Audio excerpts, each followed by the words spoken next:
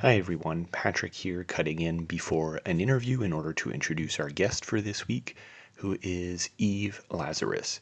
So, Eve is a reporter, author, and the host and producer of the Cold Case Canada True Crime podcast, so some of you might have listened to her already. Her books have included the BC bestsellers Cold Case BC, Murder by Milkshake, Blood, Sweat, and Fear, Cold Case Vancouver, and Vancouver Exposed. Currently, she lives in North Vancouver, but she actually wrote a book on something that happened on the other side of the country, which is the sinking of the RMS Empress of Ireland, which is exactly what we are talking about today. So, this was a really fun conversation, and I hope you all take a minute to pick up the book. And yeah, see you around. Historia Canadiana is recorded on the unceded lands of the Kanien'kehá:ka First Nation.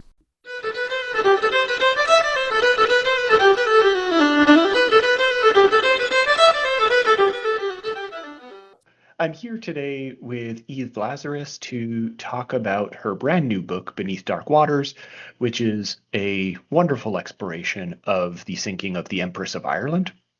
So, Eve, first of all, welcome to the show. Hello, thanks so much for having me. And the question that we can always start off with is, for the person who may not have heard of your book or read it yet, can you give us a little bit of an overview as to what exactly you're exploring in Beneath Dark Waters? Sure.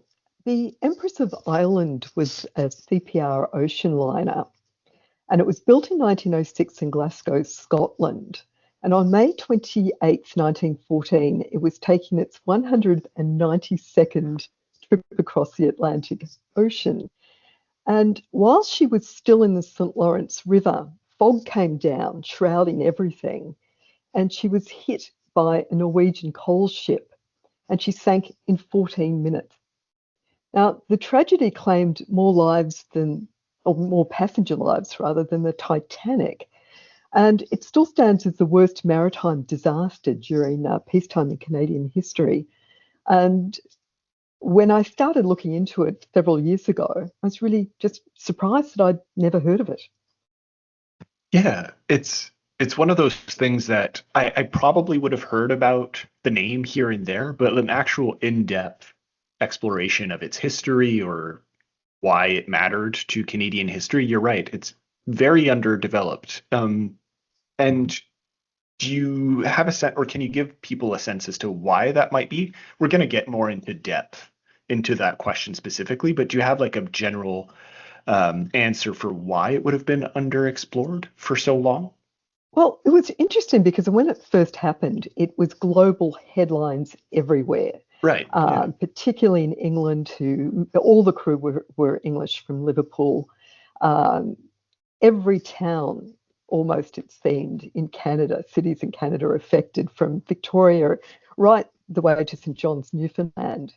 And when I originally heard about it, I thought, oh, maybe it's an Eastern Canada, Canadian story, and that's why I've never heard of it. But Western Canada was really, really hard hit. And so that, it was really fascinating for me to explore. But the main thing why it just disappeared from the newspapers was because the First World War broke out literally 3 months later. And that bumped everything off. Every tragedy, sort of paled in comparison to what was going on over there. Yeah. Yeah. And even if we want to make that connection with boating accidents, even during World War One, there was the ostensibly more famous Halifax explosion, right? That happened, which Right. was also a boat related, event, if you want to call it that, tragedy.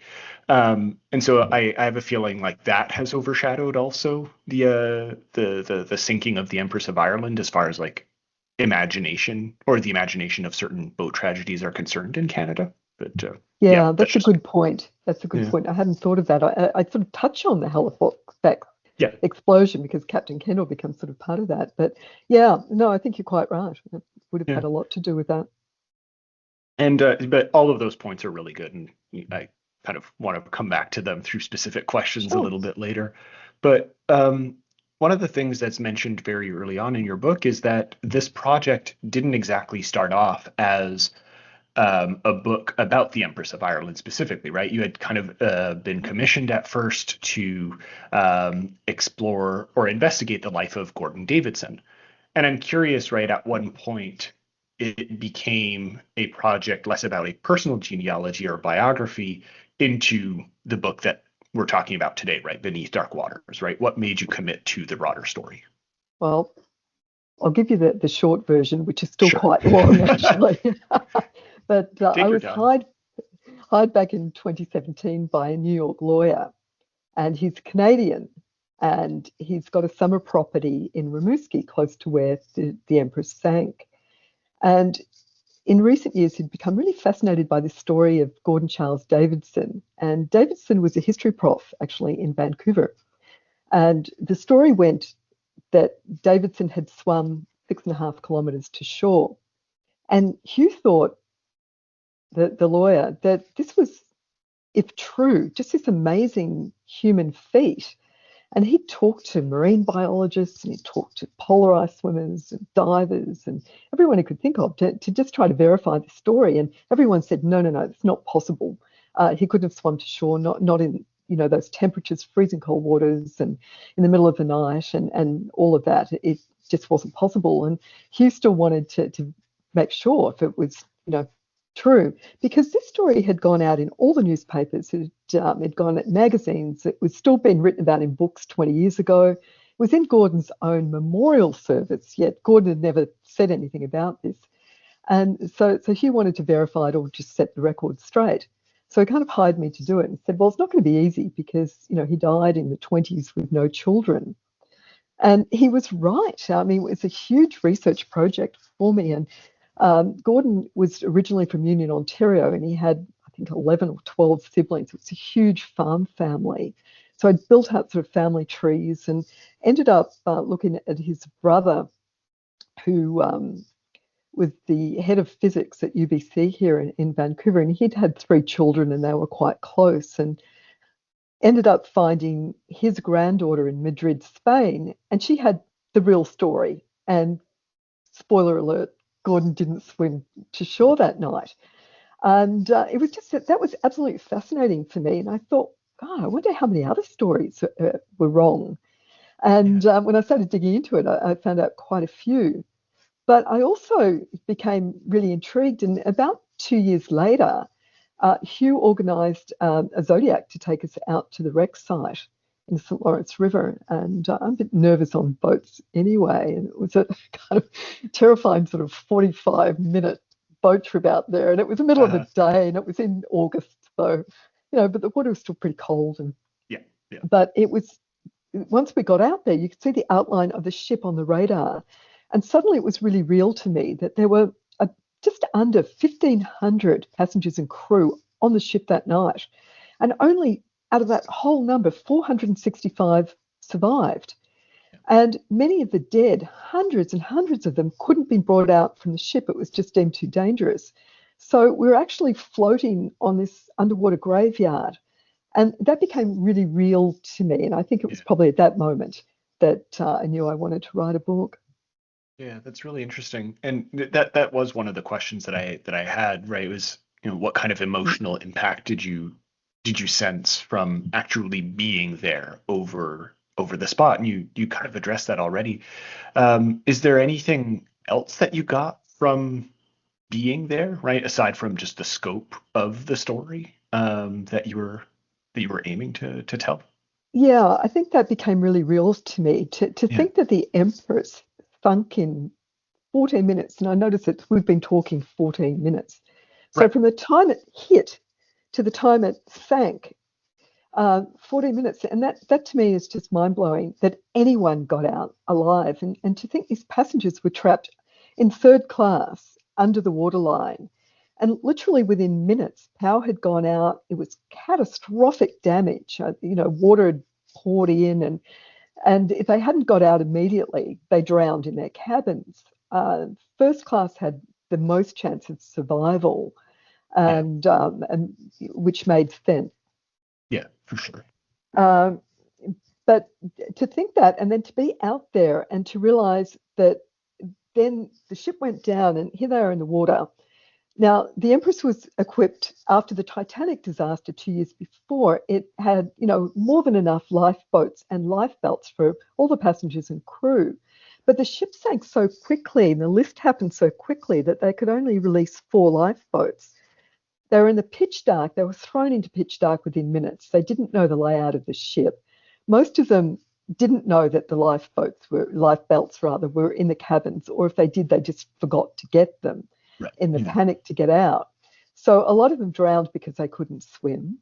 Others drowned because it was so cold. So yeah, to be out there, you could really imagine it. Couldn't see, you could see sort of shore vaguely away.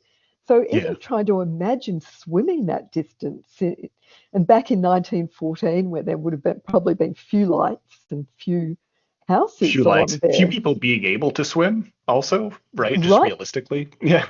And women, a lot of women, of course, stopped to dress, and that The killed real them. priority, of course. Yeah, Yeah. yeah, and Yeah. back in the day. And of course, if they didn't, yeah, you're right. It was much more likely for men to have learned to swim than women at that point. So yeah, and that reflected in the survival rates. Very few women survived.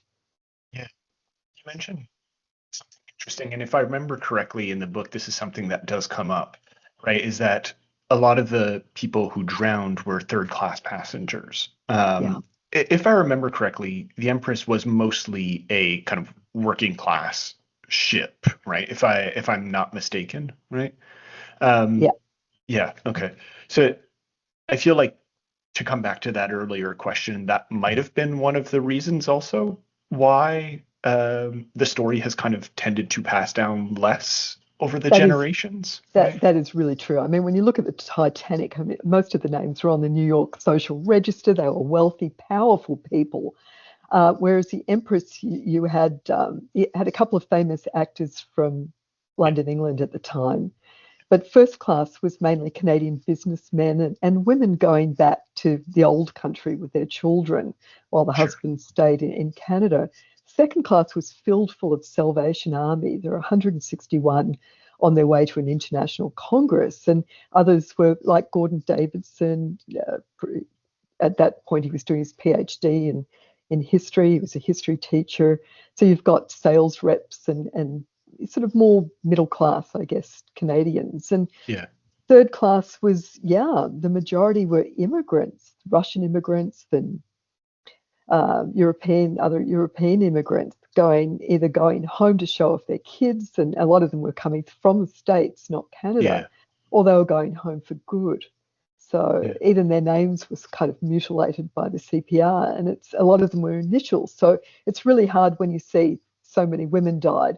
We don't really know. yeah, for sure. Um, that's yeah, I love this kind of speculation that happens around things like this.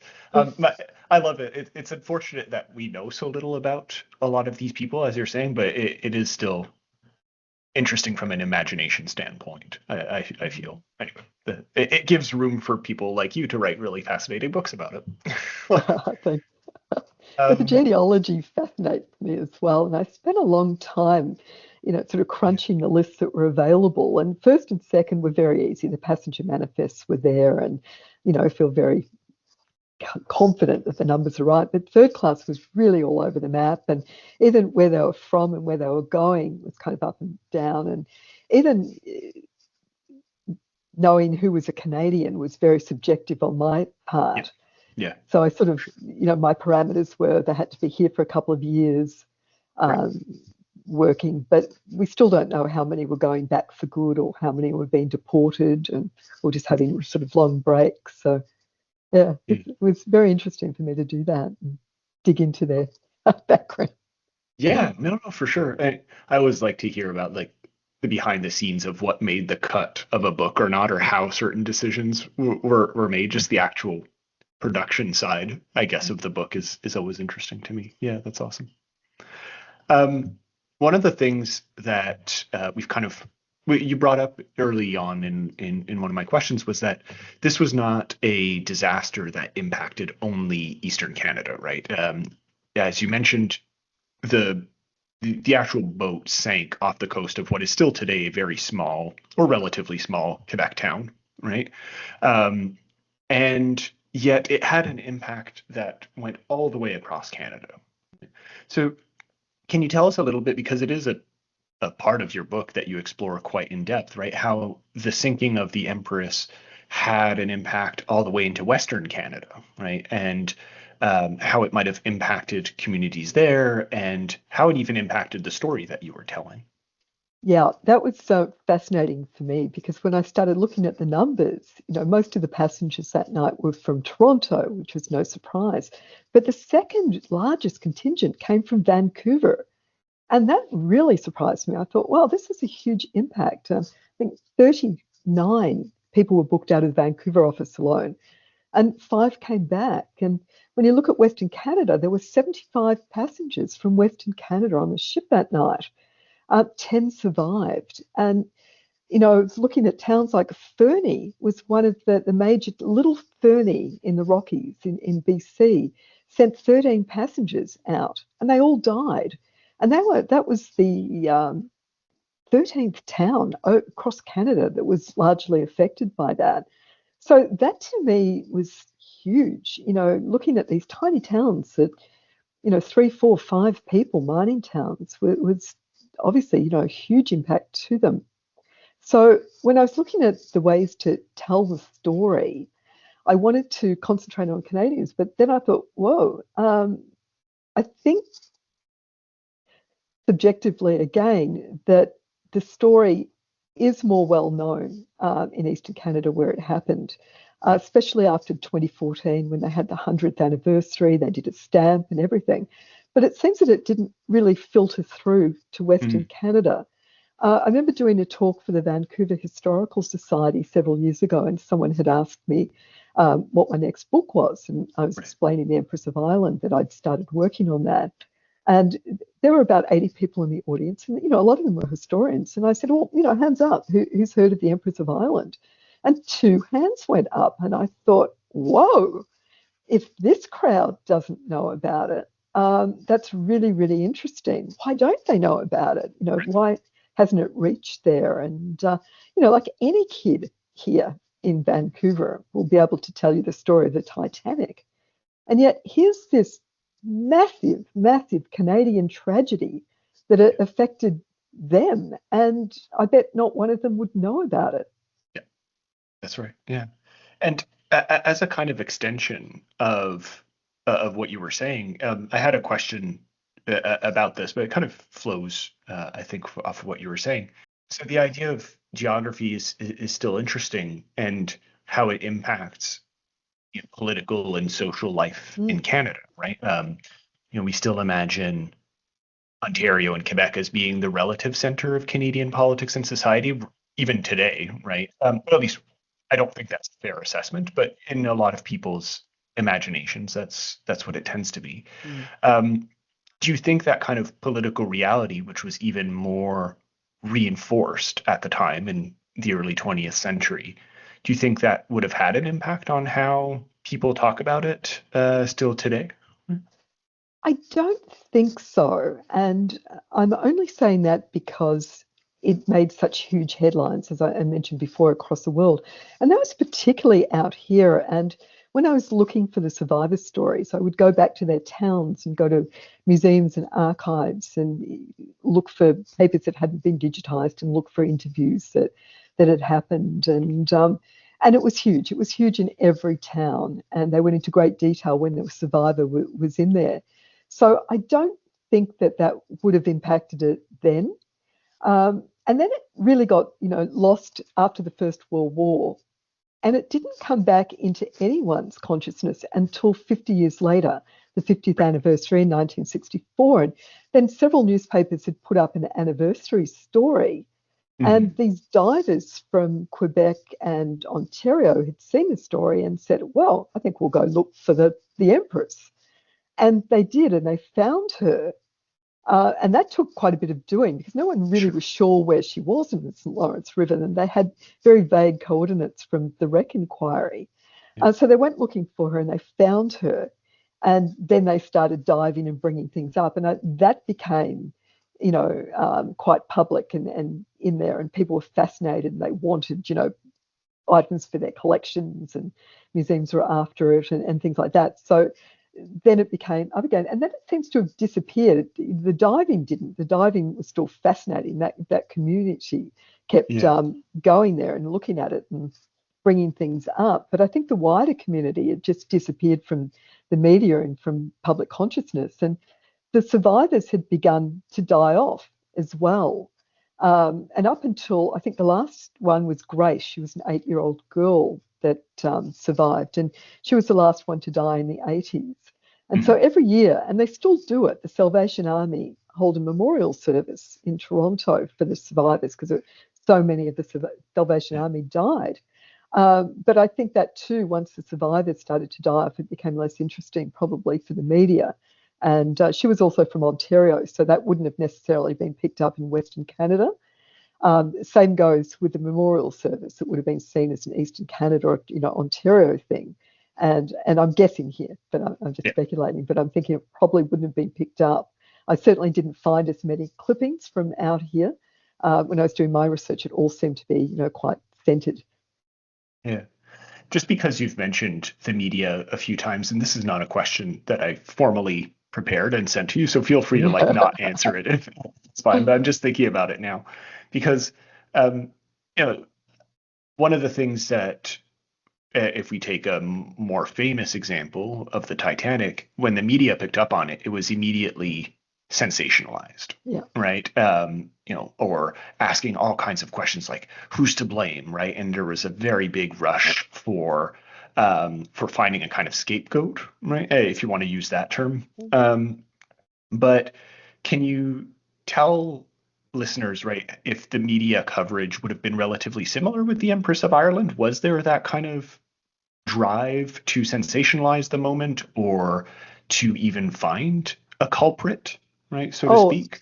Absolutely there was, the Storstad, that was the name of the Norwegian collier that had hit the Empress, and they, of course, not being Canadian or English, they were massacred in the press. I can't remember the headlines offhand, but there were gruesome headlines about, how they battered the Empress, and they were really put out. And it didn't help when they held an inquiry in Rimouski, and we're talking literally hours after the wreck, and it was held in a schoolyard, and Captain Kendall, who was really beaten up and physically and mentally, had to testify. So I don't know how much that played into it, but the information he gave was just wrong. He blamed the Storstad and said that, they took off and, and all the people were saved by the Empress lifeboats, and it just wasn't true. And so, but that went out to the media, and the Storstad were given a really bad rap, and they were actually given police protection in Montreal because Canadians just wanted to rip them apart, and just, so they were blamed from the start, and they were really looking for someone to blame, and it seemed, it was rather reluctantly from the inquiry. It was a huge inquiry that happened in June in Quebec City, and they brought out people from England that had sat on the Titanic inquiry. And the Norwegians were brought in. They were at, from what I can tell, at a pretty unfair advantage on language and things. Sometimes they were given interpreters. Sometimes they were told, sorry, there's no one available. You'll just have to slog along in your broken English. So, who knows what they could understand or get by. Both of the captains, and who knows if this was, intentional or not, but gave out wrong information. Both said that they were stopped in the water, and that was impossible.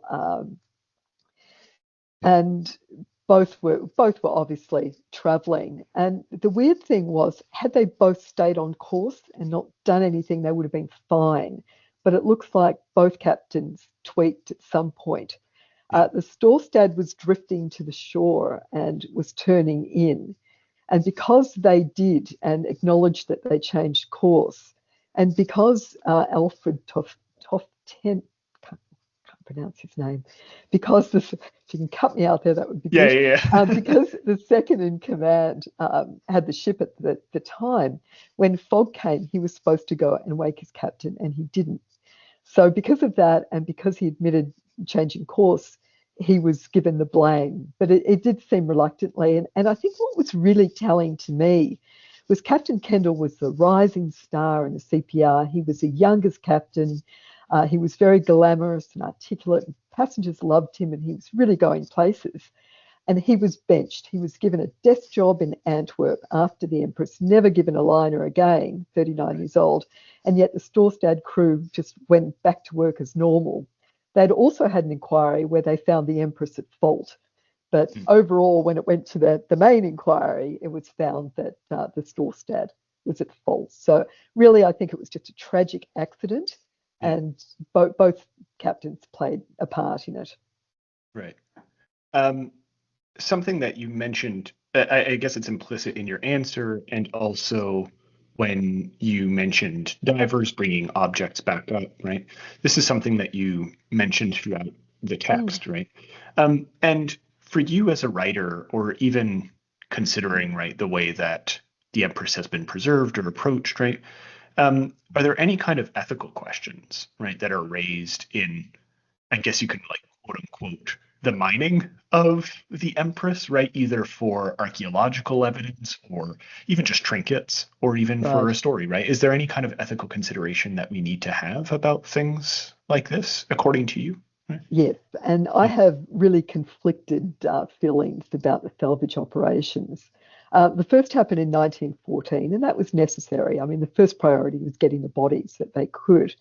One of the divers died actually getting bodies out, so they stopped it. And really, that's why there's so many under there. They just found that it was too dangerous to go into the third cabin and bring out bodies, so they only brought them out if they were, easily accessible. The reason why there's still hundreds there. And then it was just left and forgotten for 50 years. And in 1964, when it was rediscovered by the divers, then, it was really being pillaged. Everything was brought up that could be. I think lucky for the Empress in the sense that it was very difficult dive. It wasn't very deep in the water, but it's very treacherous there. And 7 divers have been killed over the years trying to go down there and find things. There were different things. In 1914, it was very important for them to bring out the safe. A lot of passengers had made legal inquiries about their supposed possessions, and they needed the safe to be brought up to prove that. And it turned out that a lot of it was false. Right. And the mail was another big thing. There were a lot of valuable things going back, so that they got that. So already the structural integrity of the ship had changed, and the ship had moved. Yeah. So when divers went back over the years, pretty much picked up everything, from china to champagne bottles to tiles on the sink, to human bones in some cases, which is particularly tragic. And in the 90s, a huge salvage operation came, and they just ripped out all the teak decking to sell to yacht owners and things like that. And that really compromised the structure of the ship. Things over the years with divers going up with the bubbles apparently also damages the structure of the ship. And then in, I believe it was the mid to late 90s, there was a Quebec salvage operation, and they wanted to blast a hole in it to bring up these nickel ingots, which they figured were worth about $1 million. And the Salvation Army got on board then and just said, well, what you'll be doing is scattering the remains of hundreds of people all through the St. Lawrence River. This is desecration. And it was finally given National Historical protection in 1999. And divers were forbidden to bring anything up. But by then, it's like bolting the shed door after the horse has already left. Most of the stuff is already in private collections all over the world. And but a lot of it, and this is where I'm conflicted, because a lot of it had made its way into museums. A lot of the artifacts have been donated to museums. And then they built this beautiful Empress of Ireland museum at Pointe-à-Pierre, just close to where the Empress had sunk, and it was the Marconi station back then, and the life where the river pilots, were dropped off and picked up, and it's built in the shape of the Empress in footprint, and it's just brilliant. I did so much research there, and it was so incredibly helpful and just so fascinating to see some of the artifacts. And they were being preserved properly and open to the public. And that wouldn't have happened if they were left down there.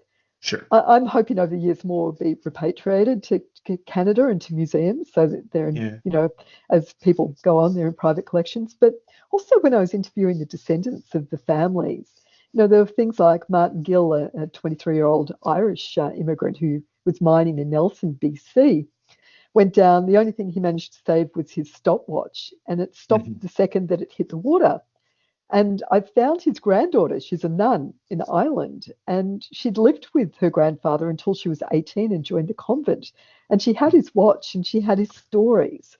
So I thought that was quite wonderful. There was a ring donated by one of the girls. Out of the 139 children under 13, only 3 little girls survived. And one of them was Florrie Barber, and she was from Silverton, BC, in the Kootenays.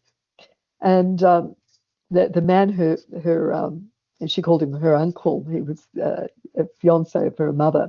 Her father had died years before, and she'd broken a ring, and he had her ring in his pocket, and that survived, and that's now at the museum in Pointe-à-Pierre, and it's just a wonderful story attached to this ring that's in the book, and so I'm hoping more things like that will surface as well, and I think they will. And just a few years ago, a French-Canadian, Sébastien Houdon, found a film that was being auctioned off in London, England, and he bought it sight unseen, and it was a fragile 1914 news film that had been shown at the time, and everyone thought it had been lost forever.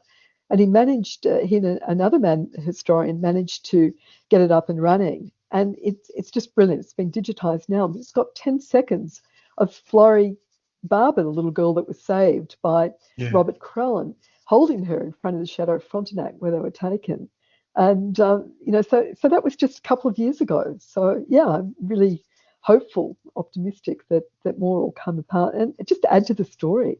Yeah, exactly. And credit to archaeologists and historians of being able to piece together, right, those elements just with fragments, right, fragments of material history, which, we like to think that we've explored every part or every nook and cranny, right, of the world. But every once in a while, like you're saying, just something as simple as a ring in a pocket can really add so much to a story, to so much dimensionality, I guess. That's not a word, but whatever, right? You get what I'm saying here. Yeah. But that's really great. Thank you for that answer. I have a few questions left, and one of them is on your section on myth busting, which I really enjoyed because not only is this a book about an under-discussed topic, but then you have a whole section about myths of an under-discussed topic. It's like super niche, and I really like it. They're just the idea of it. So can you give listeners a sense of what some, not necessarily all of them, right? Because, but some of what you think are the most important myths about the Empress of Ireland, what your them might be. Yeah. Sure. I had so much fun actually doing that section and really chasing down the origin story. The one for Gordon Davison swimming to shore was fascinating. It turned out to be a story from a province reporter in Vancouver. Gordon had telegrammed, he was originally marked as lost, and he'd telegrammed his father and mother in Union, Ontario, and said, no, I've survived. I've made it to shore. The parents told the older brother in Vancouver, who was then interviewed by the province reporter. Because he didn't have much information, the province reporter just made it all up. And he's speculating through this article. It's just brilliant. It's called Swam to Shore or something, and underneath it just talks about what, he can just imagine, and he uses the word imagine, Gordon swimming to shore and all this sort of stuff. And all that's taken out, it's stripped out of his story, and he's quoted as that he'd been interviewed, and that's gone around the world as fact.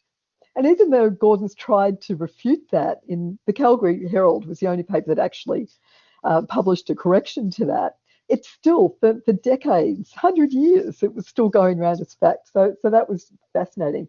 One of the disturbing stories was that passengers were hacked to death. And actually, I just got the newspaper clip. I'll just read you one of the headlines. It was Yeah, sure. bloody riot below deck when Empress was sinking. Women were trampled underfoot by frenzied foreigners who hacked at human wall with knives. Knife wounds found on bodies of third-class passengers already recovered. I mean, this went round the world, and it was all completely false, Yeah. racist and xenophobic at the time. And there were many others like that. A Salvation Army officer swam with a captain on his back, and he never saw. He said, "Hey, I never saw him."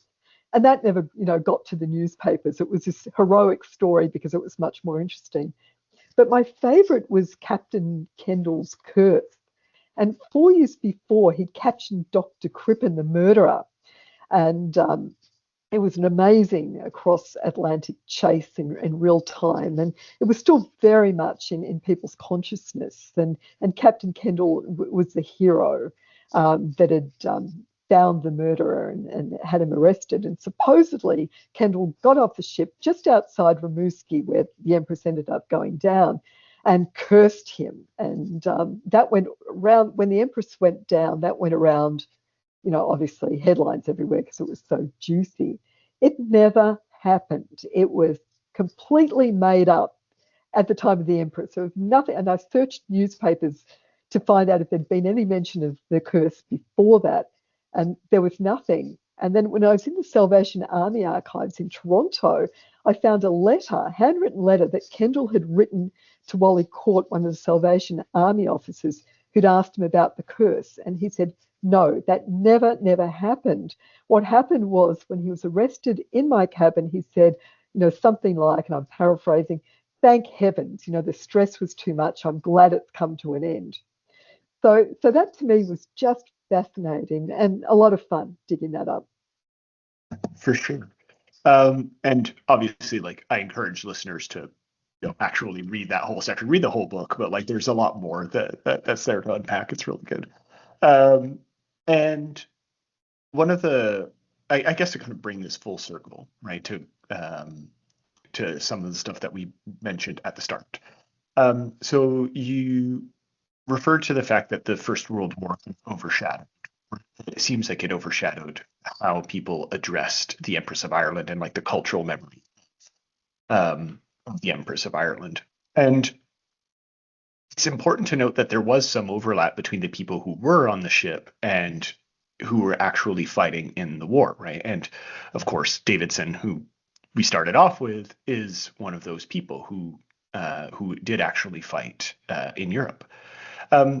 So is there some kind of connection that we can make, I guess, here between the sinking of the Empress and the war on like a, I guess, on a memory level or a trauma level? I don't know how to necessarily articulate this question, right? What kind of parallels can we make, or what kind of connections can we make between people who would have experienced the sinking of Ireland and then gone to the trauma of the biggest conflict that the world had ever seen at the time? Well, I don't know if that's clear. Yeah, one of the ways I wanted to tell the story again was through the human stories. And I didn't want to just stop after the collision and the rescue. I wanted to follow their lives through and see what had happened. And I was really intrigued how many of the survivors actually went off to fight in the war after, suffering this incredible trauma and tragedy. And a lot of them lost, wives and husbands and spouses and children. So, it's not something you just get over quickly. But war broke out, and several of the survivors enlisted within a year or two. And some of their experiences obviously were just horrific. So that becomes very difficult to separate, what was the trauma from the Empress of Ireland, what was the trauma from First World War. Gordon Davidson, who survives the Empress, takes another ship. A lot of the passengers, obviously, and I would have been one of them, just went home and never got on the ship again. But a lot of them continued on to England, and Gordon Davidson was one of them. And he was studying for his PhD, finished that, came back and then enlisted in the war. He was shot in the head in Passchendaele, survived that, and came back, but he was really suffering. And I did talk to Jonathan Scotland, who was studying from Western University, studying PTSD on First World soldiers, and that was absolutely fascinating to find out, because really there was no sense of what it meant. It was just shell shock, and really the theory was, oh, come on, you're a coward, just suck it up and get over it. And Gordon obviously was suffering from PTSD, and he really suffered going back to teach history at UBC. And they finally said, you've got to go home and recover, go home to Union, Ontario, and get over that, and we'll all pretend it's not happening and everything will be fine. They weren't treated or given any sort of, even a pension to get by. He had, because his teeth had been knocked out with a bullet, he had a very meager pension for that to survive on. But then you look at, and again, spoiler alert, he didn't get back to Union, Ontario. He killed himself, which was really, really sad. But then I looked at another survivor, Tracy Archer from Regina. Now, he was about the same age as Gordon. He lost his wife and baby son in the wreck. He enlisted in the war, and he was shot in the head as well and survived. And his medical records do say he had shell shock, but then he got over it. And apparently he did, because, he got married, he had 2 more kids, and he lived until he was 86 years old. Mm-hmm. So again, 2 very similar things happened to them, but 2 very, very different outcomes. So that to me was really, really interesting. Yeah, for sure. And I always like to end my interviews with one question in particular, which is like a journalism 101 question, but still I like to say it out loud, which is, what did I not ask in this discussion? And what's the answer to that question? I think you covered over things very well.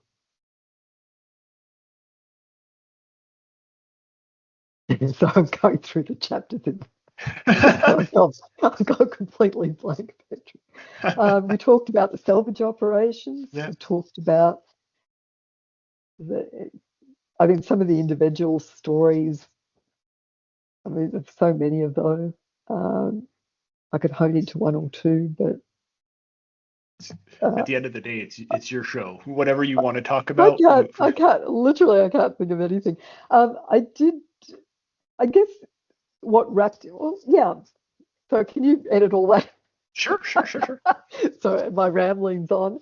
I think what to me made the book was the 110th celebration.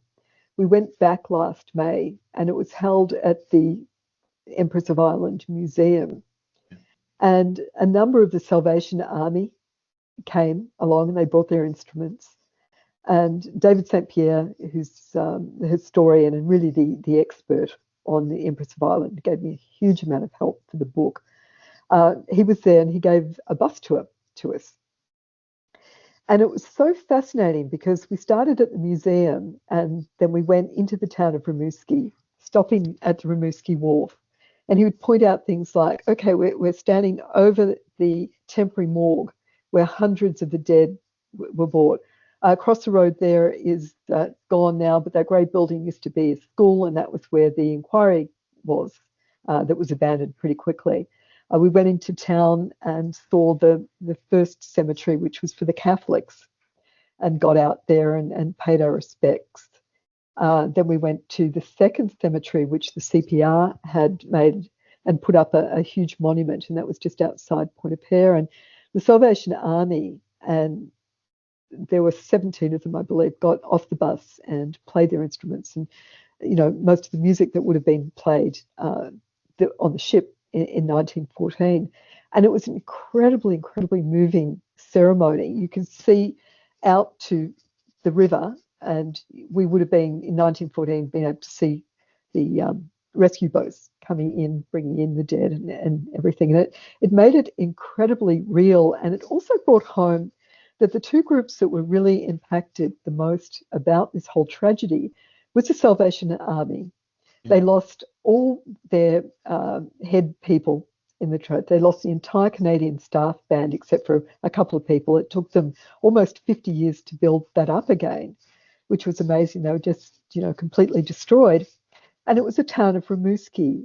Back in 1914, this was a tiny French-Canadian logging town of 3,000 people. They were completely overwhelmed by this tragedy, yet they did everything they could. They brought their horses and carts out to the wharf. They bought every clothes. The shops opened up and they gave the survivors, most of whom were naked or dressed in curtains or towels or whatever the store stand could find to, cover them up with. Yeah. They gave them clothes. They never, received reimbursement for this. They took them into their homes. The ones that needed medical attention were taken to this tiny hospital and treated by sisters and, the odd doctor that was available. And our hero, Dr. James Grant from Victoria, was a 26-year-old surgeon on board who was just an incredible hero of the night, and also, went on to treat passengers in Rimouski and all the way to Quebec City. And it was really interesting to see that impact that it had, that, maybe the rest of the world had forgotten, but Rimouski never forgot, and the Salvation never forgot. And that was brought home to me in that ceremony. Yeah, that's wonderful. That's a great place to end on, I think. Oh, glad I thought. No, but it's great because it brings up the whole idea of how we remember it, right, all over again, which is, of course, what I think is the central theme of your book, right? So really great. And that being said, thank you very much for talking to me today. That was really great. My pleasure. Thank you so much for having me. I really enjoyed it. Yeah, and if people want to reach out, is there anywhere that we can point them to, or is it through the publicist? They can go to my website, evelazarus.com. I've got a Facebook page. Every place has a story that I put a lot of sort of historical stuff up on, and a blog on my website, and I'll be sure to contact link. information. Yeah, great. I'll be sure to link all of that in the episode. Great. Thank you.